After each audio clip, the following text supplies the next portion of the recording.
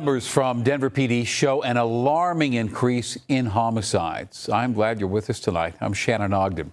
Now, violent crime overall is down, but today's report shows a nearly 40% jump in homicides this year. So take a look at these numbers here. Overall, violent crime is down about 9%. Robbery down 12.3%. Auto theft 26.6%. And homicides, though, have spiked 36.8% in the first half of this year. Denver 7's Claire Lavazorio sat down with Denver's police chief to discuss this terribly uneven report.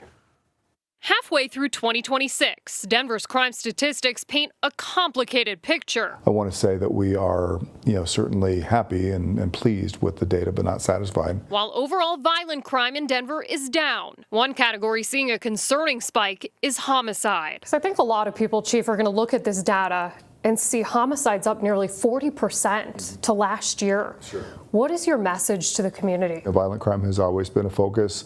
I would, hope people will recognize that we are still down significantly from where we were 2 and 3 years ago. Department data shows homicides surged nearly 37% year to date. However, it's down 15% over a 3-year average. Chief Ron Thomas attributes this year's surge to the historic low the city saw in 2025. Beyond just last year being a historic low, anything besides that you think can contribute to this? I think the continuing trend is that people still don't know how to resolve conflict peacefully. Denver 7 asked Thomas about his strategy for the second half of the year. What tools are in the toolbox within this department? Working with community partners and trying to identify some of those precursors to people that become engaged in violence. Brother Jeff's Cultural Center in 5 Points is one of those partners. Founder Jeff Fard says the increase in homicides reflects a deeper problem with how people handle conflict. You're seeing explosions not with people who don't know each other.